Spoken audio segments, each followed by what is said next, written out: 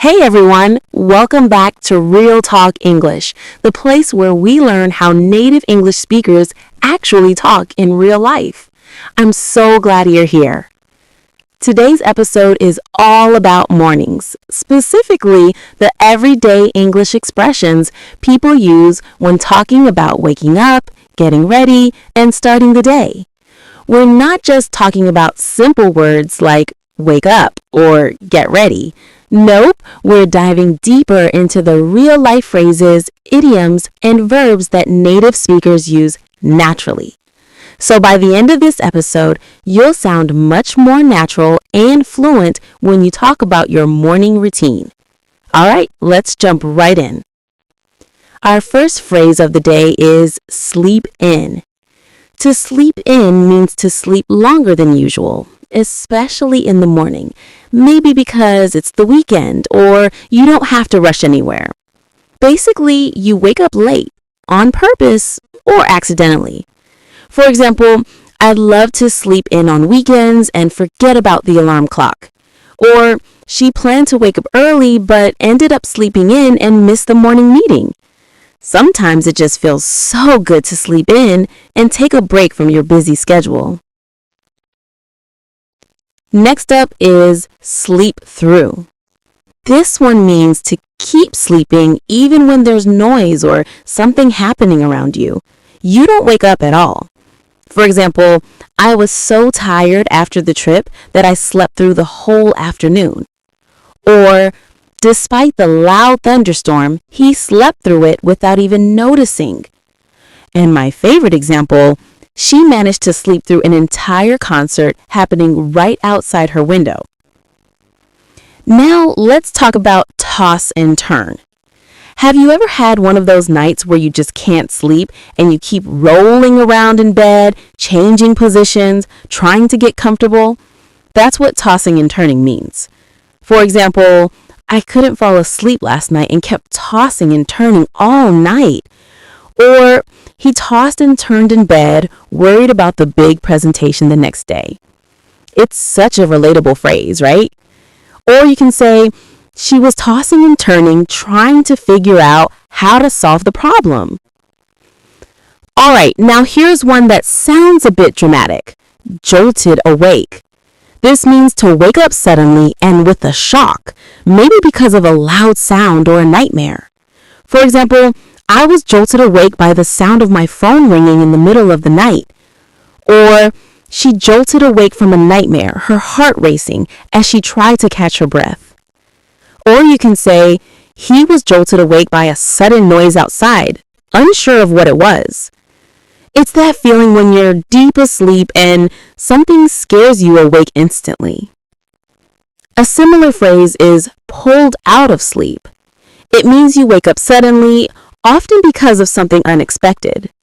For example, I was pulled out of sleep by my phone vibrating on the table. Or he was pulled out of sleep by his little sister jumping on his bed. Or you can say she was pulled out of sleep in the middle of the night by the power going out. It's like you're in deep sleep and something literally drags you back into the real world. You know, this one actually happens to me sometimes. Like, I'll be sleeping peacefully and suddenly my phone rings in the middle of the night. Maybe it's a wrong number or some random notification, and boom, I'm pulled out of sleep. And after that, I just can't fall back asleep. I'm lying there staring at the ceiling, and the next morning I feel so sleepy. You know that heavy, sleepy feeling where your eyes don't want to open and your head just feels fuzzy? Yeah, that's what groggy means. Before we move on, let's quickly talk about the expression overslept. So oversleep means to sleep longer than you planned or intended, usually leading to being late for something. It's a common experience, especially when you've had a long, tiring night. Here are a few examples. I overslept this morning and missed my meeting, so I had to rush to catch up. She overslept and didn't make it to her morning workout class. He set his alarm, but he overslept and woke up just in time to see the bus leaving. So if you ever wake up and realize you've missed something important, that's when you can say you overslept. Okay, the next one, we've got alarm blaring. This means the alarm is making a loud, annoying sound. You can say, I was woken up by the alarm blaring and I could barely open my eyes. Or, the alarm was blaring so loudly that I jumped out of bed in a panic. Or, he had the alarm blare at 6 a.m., but he still managed to hit snooze and fall back asleep. You can also say the alarm goes off, which means the alarm starts ringing. For example, the alarm went off at 7 a.m. and I jumped out of bed to get ready for work. Or, I didn't even hear the alarm go off this morning. That's how tired I was. Now, this one, honestly, I think we all hate it, right? That moment when you feel like you just closed your eyes for 2 minutes and suddenly your alarm goes off, that horrible sound blaring in your ear. It's like, wait, no way! I swear I just fell asleep. That feeling when your alarm goes off way too soon is probably one of the most annoying things ever. But yeah, when we say the alarm goes off, we're talking about the moment it starts making noise to wake you up. For example, as soon as the alarm goes off, I know it's time to get up and start my day. Or, I didn't even hear the alarm go off this morning. That's how tired I was. Now, once you finally wake up, you might need to shake off the sleep. This means to wake up fully and get rid of that groggy feeling or drowsiness you have right after waking up. It's the process of becoming alert and active, often after feeling a bit sleepy or disoriented in the morning. It's like you're physically or mentally shaking off the last remnants of sleep so you can start your day properly. For example, I had a hard time shaking off the sleep this morning, but a cup of coffee helped. Or she shook off the sleep and got out of bed ready to start her day. Or maybe you can say, it took me a few minutes to shake off the sleep, but I finally felt awake after splashing my face with cold water. Now, sometimes mornings are rough and you really don't feel like getting up. That's when you drag yourself out of bed. It means to make an effort to get up when you're super tired. For example, I had to drag myself out of bed this morning because I stayed up too late last night. Or, on cold mornings, I always have to drag myself out of bed wishing I could sleep longer. Or maybe you can say, even though I was exhausted, I had to drag myself out of bed to attend the meeting. Once you're awake and moving, you can say you're up and about. This phrase means to be awake, active, and moving around. It's used to describe someone who has gotten out of bed and is engaged in daily activities, often after a period of rest or sleep. It's a more casual way of saying that someone is up and doing things, not just lying around. For example, after a good night's sleep, I was up and about by 7 a.m. Or, she's usually up and about by the time the kids wake up for school. It means she's awake and doing things, perhaps preparing breakfast or getting ready for the day before the children wake up. Or you can say, even though he was feeling sick, he was up and about trying to get some work done. It means despite being ill, he didn't stay in bed and was actively trying to work or move around. All right, here's another really useful word, groggy. Now, what does groggy mean? Well, when you say you're feeling groggy, it means you feel sleepy, tired, or a bit confused. Kind of like your brain hasn't fully woken up yet.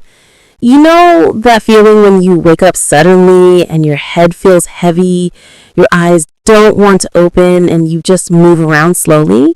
Yeah, that's what being groggy feels like.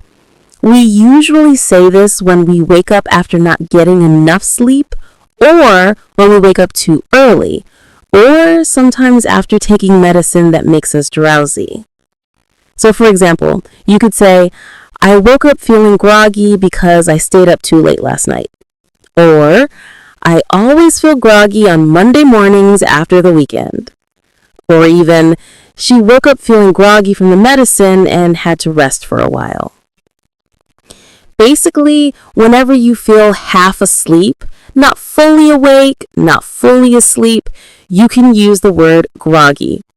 It's a supernatural word that native speakers use all the time to describe that sleepy, heavy-headed feeling right after waking up. Okay, now when you finally decide to get up, you might throw the covers off. That means to quickly and forcefully remove your blanket or comforter from your body when you get out of bed, usually because you're ready to start your day or feel too hot. It's often used to express that you've had enough of staying in bed and are getting up, sometimes with a sense of urgency. It suggests a quick action, almost like you're flinging the covers off in a hurry. Like, I threw the covers off and jumped out of bed when I heard the alarm. It means you quickly removed the blanket and got up as soon as the alarm went off. Or, she threw the covers off, realizing she was running late for work. It means she removed her blanket quickly because she was in a rush. Another example is, after a cozy sleep, I threw the covers off and started my morning routine. That means you remove the blanket as part of getting up and starting your day. And what do we usually do next? We hit the shower. Hit the shower is a casual and common phrase meaning to take a shower, usually in a hurry or as a part of a daily routine. It implies you're going to the shower often after waking up, working out, or when you need to freshen up quickly. It's a very informal way to describe showering, and it's used when you're ready to clean up or get refreshed. For example, I just woke up, so I'm going to hit the shower and get ready for work. Or, after a workout, I'll hit the shower and then grab some breakfast. Or maybe you can say, she hit the shower right after the long flight to freshen up. It means she took a shower immediately after the flight to feel refreshed. Then we head over to the kitchen. This is a casual way to say you're going to the kitchen, often with a sense of intention or purpose. It suggests that you're not just casually walking there, but going with a goal in mind, like preparing food, grabbing something, or checking on something. This phrase gives a sense of movement toward the kitchen, and it's often used in a relaxed context, either when you're about to do something or when you're just casually mentioning you're going there. For example, I'll head over to the kitchen and make some breakfast. Or, he's heading to the kitchen to grab a drink. Or, let me head over to the kitchen and see what we have for lunch. Once you're there, you might pop the kettle on. This is a casual and commonly used phrase that means to start boiling water in a kettle, typically for making tea, coffee, or hot drinks. It implies doing it quickly and without much effort, often as a part of a routine. It's a very informal expression, and it's often used when someone is offering to make tea or just starting the process of boiling water. For example, I'll just pop the kettle on and make us some tea. Or she popped the kettle on while waiting for her friend to arrive. Or you can say to your partner, can you pop the kettle on? I'm craving a cup of tea. Now, if you're in a rush, you might chug your coffee. That means drink it really fast. It's typically used when someone drinks a beverage rapidly, almost as if they're trying to finish it all at once. For example, I was running late, so I had to chug my coffee before leaving the house. Or, he chugged his tea, grabbed the bag, and ran out the door.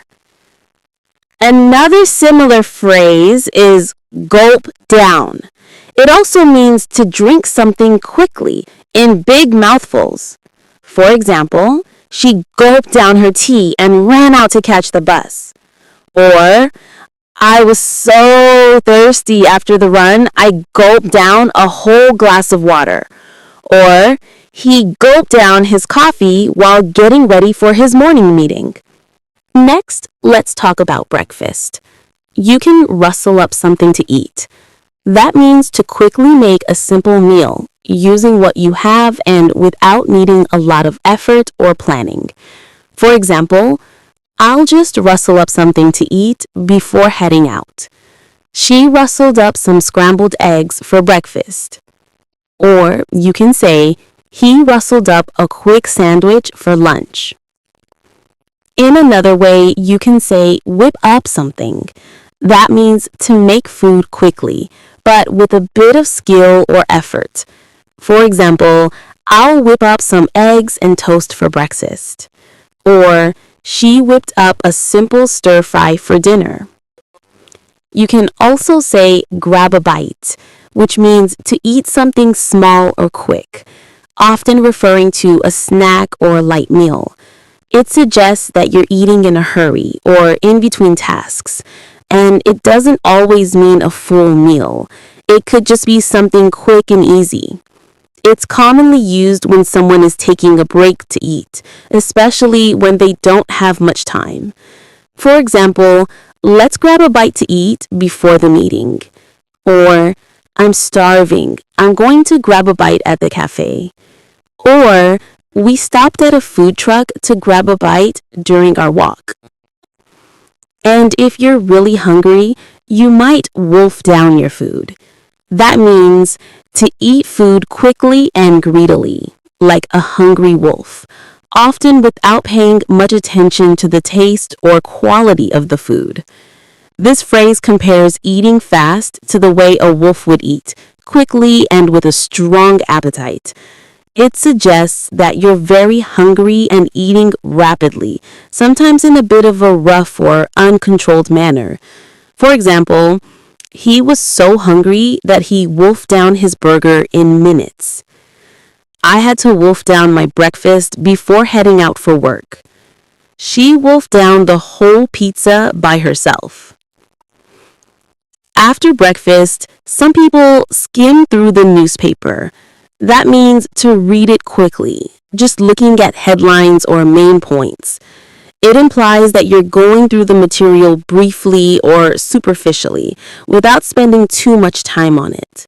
Examples, I like to skim through the newspaper with my morning coffee. Or, she skimmed through the newspaper to see if there was anything interesting.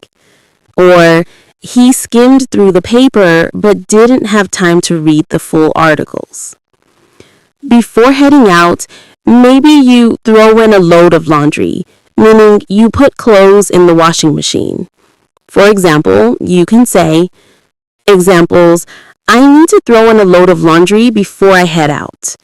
Or, she threw in a load of laundry and went back to work. Or, you can say, I'll throw in a load of laundry while you finish cooking. Next phrase is put the trash out. It means to take the garbage or trash to the curb or collection point for pickup, usually as part of a regular routine. It's the action of disposing of household waste in an organized way, ensuring it's ready for garbage collection. Examples, I need to put the trash out before the garbage truck comes. It means I need to take the trash outside to the curb for the collection truck to pick it up. Or, he always forgets to put the trash out on Tuesday evenings. Or you can say, I'll put the trash out once we finish dinner. You might also need to do the dishes. It means to wash them after eating. It's a routine task, often seen as part of cleaning up after eating, and can also include drying and putting away the dishes once they are clean. Examples, I need to do the dishes after dinner. She always does the dishes while I cook. Or, I don't mind doing the dishes if you take care of the trash. It means I'll handle washing the dishes if you handle taking out the trash. If you're in a rush, you can throw something on or toss something on, meaning you quickly put on clothes without thinking too much about it. Examples, I just tossed on a sweater and ran out the door. It means I quickly grabbed and put on a sweater without much thought. Or she tossed on some jeans and a t-shirt to go to the store. Or I tossed on my jacket because it was getting chilly outside. Same way you can say, I just threw on a jacket before leaving the house. Or she threw on some sneakers and ran out the door. He threw on a t-shirt and jeans for the meeting. Before leaving, you might jot down a note or reminder. That means to quickly write something so you don't forget it. Examples. I jot down the tasks I need to finish today before I leave home. Or I'll just jot down the address so I don't forget it. She jotted down some ideas for the project during the meeting. Or you can say, let me jot down your phone number before I forget. Then you head out the door, which simply means you leave home. Examples. I've packed my bag and now I'm ready to head out the door. He heads out the door every morning at 8 a.m. to catch the train. I forgot my keys. I'm about to head out the door. If you're late, you might dash out the door, meaning you leave in a hurry. It suggests that you are rushing or hastily departing, sometimes because you're running late or trying to catch something like a bus or a meeting. The phrase implies a fast, almost frantic exit, usually with little time for preparation. Examples. I had to dash out the door this morning because I overslept. She dashed out the door to catch the bus. I realized I was late, so I dashed out the door without even having breakfast. The next phrase we have is hop on. It means to get on or board something, usually a mode of transport, like a bus, train, or plane. It suggests getting on quickly and without much effort, often in a casual way. You might hop on a bus or train, or hop into your car. Both mean getting on or in quickly. For examples, I'm going to hop on the bus to get to work. We hopped on the train just in time. I usually hop on the subway to avoid traffic. But you say, I hopped into the car and drove to the store. He hopped into the van to drive to the event. She hopped into the taxi and asked the driver to take her to the airport. Then you hit the road, which means to start your journey or commute. It's often used in a casual, informal way to say you're about to leave or embark on travel. Examples. We need to hit the road early to avoid the traffic. We always try to hit the road by taking the back roads. It's time to hit the road. We've got a long drive ahead. Let's hit the road now. We're running late. Hopefully, you leave early enough to beat the traffic. To beat the traffic, meaning to avoid getting stuck in heavy traffic by either leaving early, taking a faster route, or planning ahead. The phrase suggests getting ahead of rush hour or making sure you don't end up in a traffic jam. Examples. I left at 6 a.m. to beat the traffic and avoid the morning rush. We always try to beat the traffic by taking the back roads. If you want to get there on time, you need to leave early and beat the traffic. Because no one wants to get stuck in traffic or caught in traffic. It means to be delayed or unable to move forward due to heavy traffic congestion. It suggests that you are unable to reach your destination quickly because the traffic is moving slowly or has completely stopped. Examples. I got stuck in traffic for 30 minutes on my way to work this morning. We left early, but still got stuck in traffic near the city center. I hate getting stuck in traffic during rush hour. It feels like you're not going anywhere.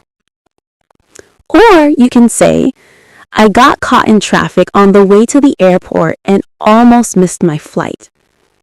We were running on time, but we got caught in traffic near the bridge.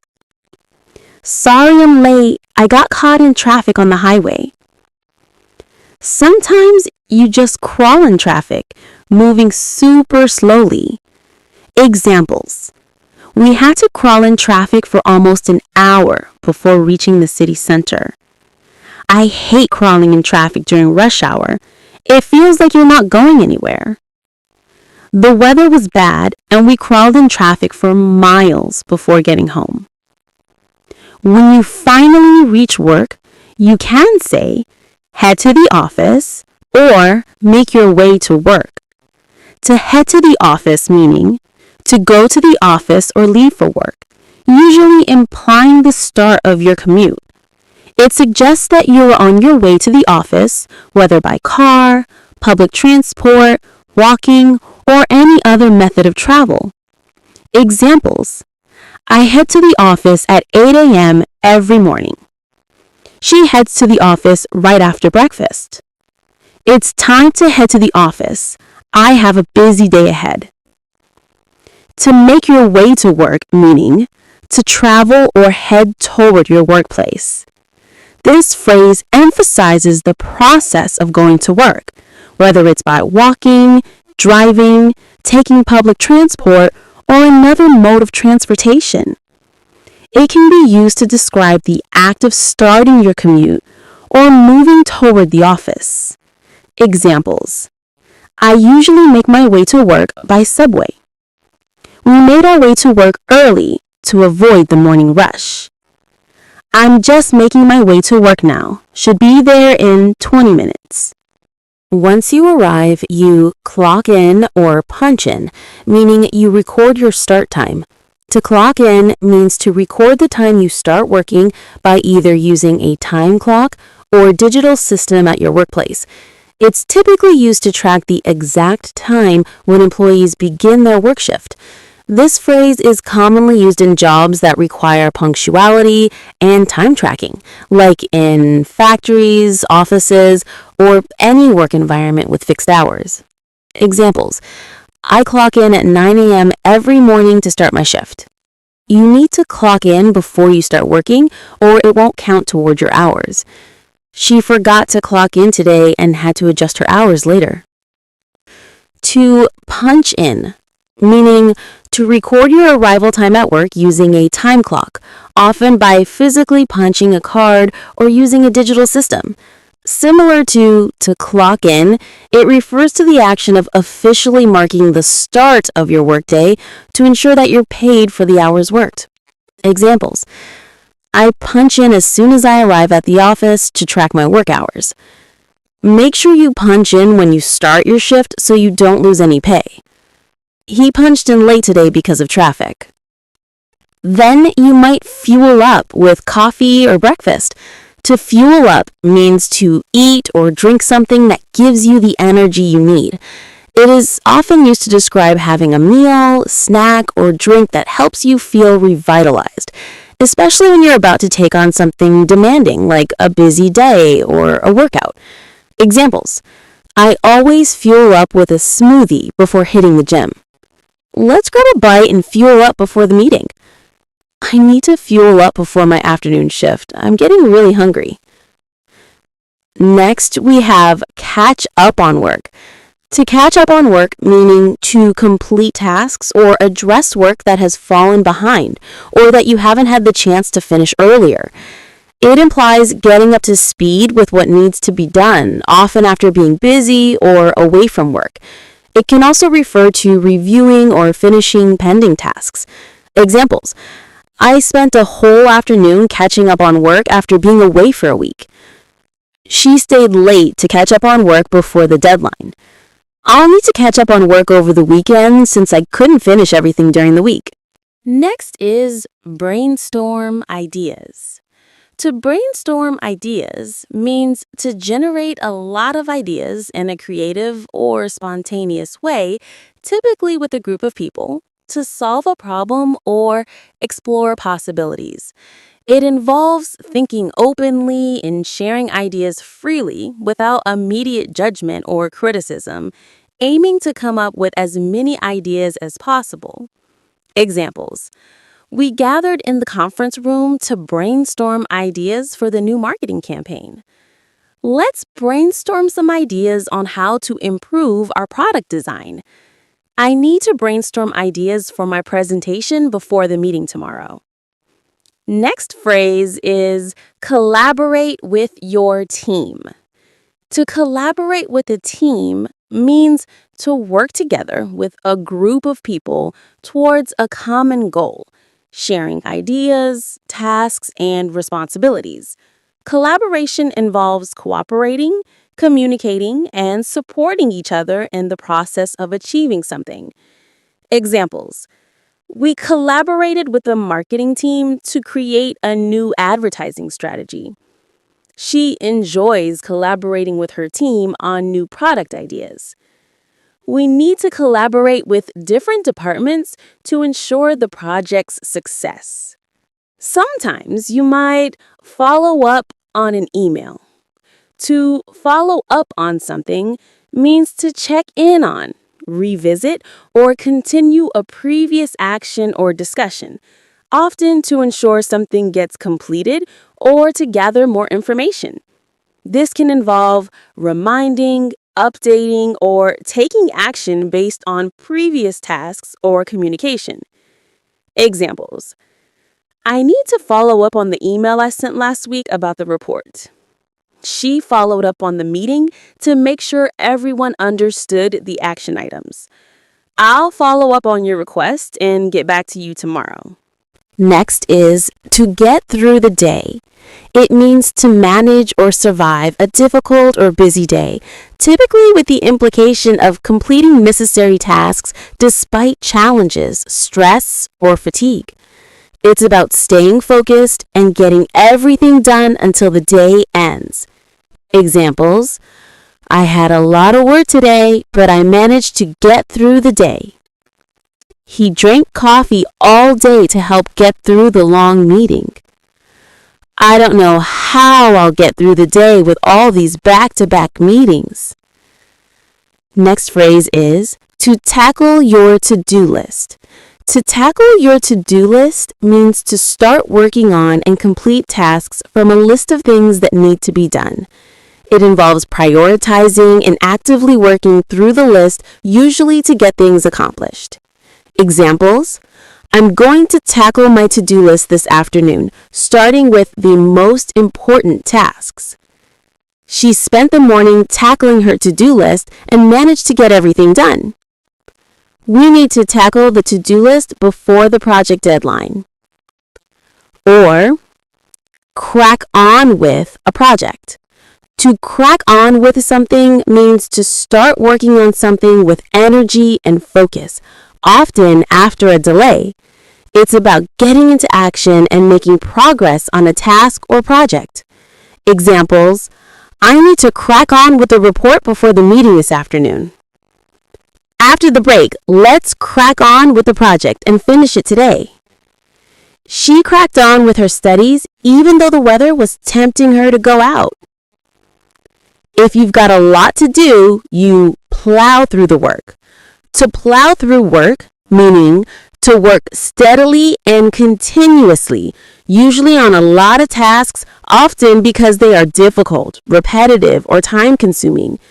It suggests working hard to finish tasks or complete a lot of work. Examples: I had to plow through a stack of paperwork before I could go home. He plowed through the emails and got caught up on everything. I'm going to plow through these tasks before the deadline. Or maybe knock out a few tasks quickly. Knock out a task means to complete a task quickly and easily, often suggesting that you finish it in a short amount of time or with little effort. Examples: I knocked out the presentation before lunch. She knocked out all her tasks in record time. Let's knock out this project today so we can relax tomorrow. When you're overwhelmed, you can say you're snowed under. To be snowed under means to be overwhelmed with too much work or too many responsibilities, to the point where it feels like you're buried or swamped by the amount of tasks you have. Examples: I'm snowed under with work this week, so I won't be able to meet you. She's been snowed under with client meetings and hasn't had time to rest. I'm totally snowed under today, but I'll get to your email as soon as I can. At the end of the day, it's time to wind up your work. The phrase wind up refers to the act of bringing something to a conclusion or finishing it. It can be used for tasks, events, or even personal activities. It's the process of closing something down, typically after it has been going on for a while. It can also refer to preparing to finish or wrap up an activity, meeting, or situation. Examples: we need to wind up the meeting in the next 10 minutes. I'm going to wind up my work for the day and head home. She wound up the project by submitting the final report. Unlike wind down, which is about relaxation and slowing down, wind up is about concluding or finishing an activity. It's often used when you're wrapping up tasks or activities that have a definite endpoint. Wrap things up or call it a day. To call it a day means to decide to stop working or finish activities for the day, often after a productive or long session. It implies that you're done and ready to move on to something else, like going home or relaxing. Examples: it's already 6 p.m. I think it's time to call it a day. I'm exhausted. I'm going to call it a day and head home. Let's call it a day and pick up where we left off tomorrow. To wrap things up means to finish or conclude your work or any activity, typically implying that the end is near and you're just finishing the last few steps. Examples: I just need to wrap things up, then I'll be ready to leave. Let's wrap things up so we can head out for lunch. I'll wrap things up here and be out of the office in 20 minutes. And finally, when it's time to leave, there are so many ways to say it. You can bounce, dip, make tracks, peace out, jet, or simply say, I'm off. Or politely, I think it's time for me to head out. Let's go through some example sentences one by one so we can see how to use these phrases in real-life conversation. To bounce. It is a very informal expression for leaving, often used when you're heading out or leaving quickly. It can imply that you're leaving to do something else or simply going home. Examples: all right, I'm gonna bounce. See you tomorrow. It's getting late, so I'm gonna bounce. I've got everything done, so I'm gonna bounce now. To dip is a casual, informal way of saying you're leaving, often used to describe a quick exit. It's often used in relaxed environments or among friends. Examples: I've got a dip. I'll catch up with you guys tomorrow. It's getting pretty late, so I'm gonna dip. We've wrapped everything up. I'm gonna dip now. To make tracks means to leave quickly or begin moving, often used when you want to emphasize a quick departure. Examples: all right, I'm gonna make tracks before it gets too late. It's been a long day. I'm making tracks to head home. We finished everything, so I'm gonna make tracks now. To peace out is another very informal slang expression for leaving, often used among friends. It implies leading in a laid-back or easygoing manner. Examples: it's been fun, but I'm gonna peace out now. I'm going to peace out for the day. See you all tomorrow. All right, peace out. I'm going to get some rest. To jet means to leave quickly, usually with the implication that you're rushing or heading out on a trip. It's a more energetic, often informal way to say you're leaving. Examples: I'm gonna jet. See you all tomorrow. It's already late. I've got a jet to catch my train. I finished my work, so I'm gonna jet. The phrase "I'm off" is an informal and casual way of saying that you're leaving or departing from a place. It can be used when you're done with your tasks, about to leave work, heading out to do something, or simply leaving any location. It's a quick and friendly way to announce that you're leaving. Examples: I'm off now. See you tomorrow. It's been a long day. I'm off to bed. I'm off for the weekend. Catch you on Monday. And sometimes we say, I think it's time for me to head out, right? You can also say, I'm about to take off now. Catch you later. I'm about to take off now. It's getting late. All right, I'm about to take off now. Thanks for everything. It means I'm leaving now and I appreciate everything. Or you can say, I should be going now. This phrase is a polite and slightly more formal way of indicating that you need to leave or depart. It's often used when you're ready to leave, but want to be considerate or respectful by giving a reason or signaling that it's time to go. It implies that you've been there for a while and now it's time to leave. Examples: I should be going now. I have an early meeting tomorrow. It's getting late. I should be going now. I should be going now, but I'll catch up with you soon. And we can use these phrases also. I'm going to head home, or I'm heading home. Both I'm going to head home and I'm heading home are natural and commonly used, but they differ slightly in timing and intention. I'm going to head home means you plan to leave soon, but you haven't started moving yet. It expresses intention. You're about to do it. I'm heading home means you're already on your way or just starting to leave. It focuses on the action happening right now. This phrase is a casual way to indicate that you are leaving a place and heading back to your home. It's a simple, friendly way of announcing that you're about to leave, typically used when you're done with an event or a visit and are now on your way back to your residence. Examples: I'm heading home now. It's been a long day. It's getting late. I'm going to head home now. I'm going to head home now. Thanks for the fun evening. Or you can say, I'm heading home. I'll text you when I arrive. Next we have pull over. The phrase pull over means to move your vehicle to the side of the road and stop, often for a specific reason like parking, safety, or traffic stop. It is commonly used when referring to stopping in a controlled and intentional manner, especially when you're on the road.